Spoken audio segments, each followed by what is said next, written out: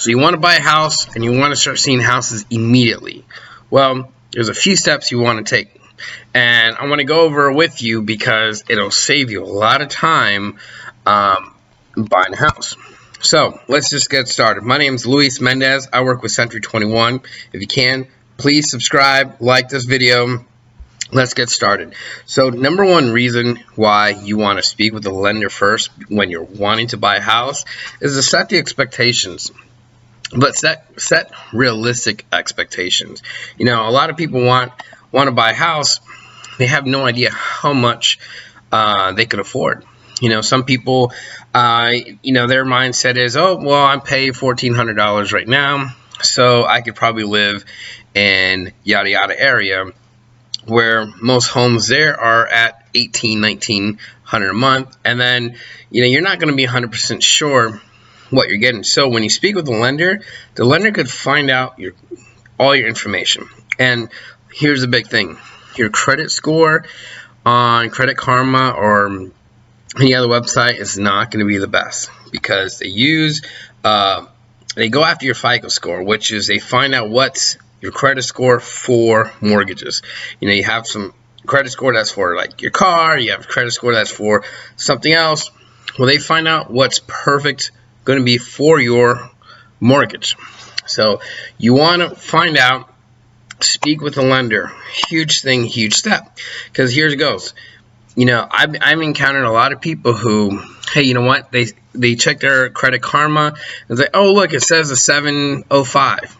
And then when they actually go speak with the lender, it's like, oh, wait, it's actually a 660 or 640.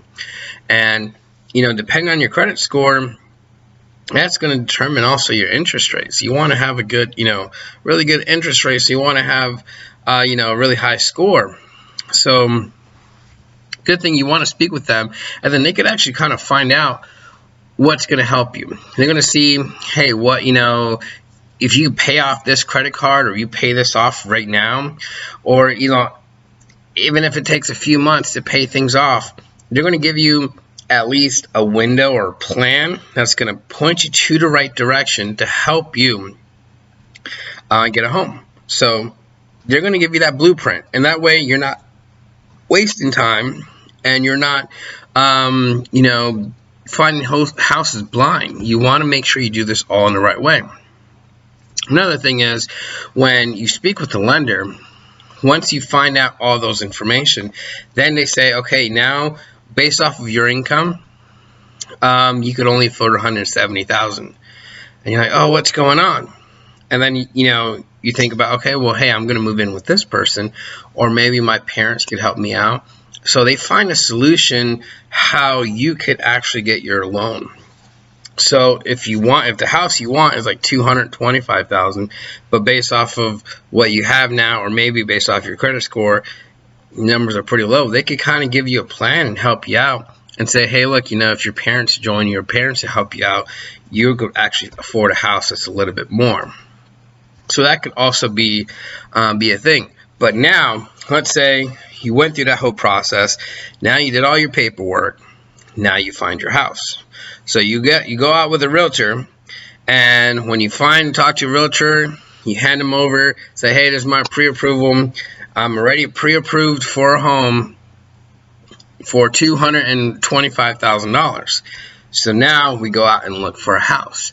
So let's stop right there, and let's say if we went to look for a house and we didn't have a pre-approval letter, say we find 123 Elm Street, you really like it, it's perfect location, and you say, hey, Lewis, let's go ahead and put an offer on. Like, well, we're actually going to need your pre-approval, because when we turn in the offer, we're also going to have to turn in the pre-approval. So now Bob down the street with their realtor is going to be like, well, hey, they already have the stuff, so they end up getting the house before you. And we don't want that. We don't want them to do that. So let's have that set aside. You go ahead and do it. Now you have your pre-approval. You see the house you want, and you make the offer. So now you're 10 steps ahead of the game, and it makes life so much easier. if a realtor is willing to, help you out, do everything, and you don't have a pre-approval, he's either a rookie or they're not doing it justice. I wouldn't mind showing you maybe one house, but I'd hate to show you something when, hey, you fall in love with one house, then you speak with a lender and say, hey, you can't afford that house. So the best thing, talk with a lender. Contact me if you don't know who to contact me. I have a list of lenders you can speak with. Call them, and don't just go to one lender. Speak with multiple and see what offers they have, see what they could do for you. So you talk to them, and then you find the best plan for you. So you do that. It's going to help you out a lot. So it also helps the sellers. A lot of for sale by owners, here's their big issue. They get a lot of people who are either investors or they get people who want to rent to own. It's really, really rare that they find people who are already pre-approved.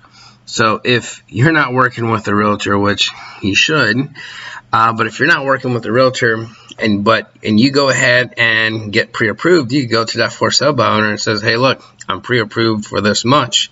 I want your house. But if you use a realtor, he could actually get you negotiate a better deal. So, and then once you have all your paperwork closed, once you have all that set up, now we're looking at about 30, max 45 days. But mostly, a lot of lenders now, once you have all that set up, we're looking at a 30-day closing versus you see a house, hey, I want to put an offer, then you talk to a lender, now we're looking at 45, 50 days, hopefully, and then now we're pushing, stressing out, hopefully we get this stuff, and then you know what, the offer is going to sound really bad once we're saying, hey, look, we're trying to work this out versus trying to have it all already. So if you can, speak with a lender. Again, speak with a lender before you go out to buy a house. It's always going to help you set aside what you need to fix before you go forward, or if you already have good credit score, you already have a good amount of money saved up, then at least you will be ready to place an offer and move into a house. This is Luis Mendez. Subscribe to my page, like it, share it, and if you have any questions, please comment below. Have a wonderful day.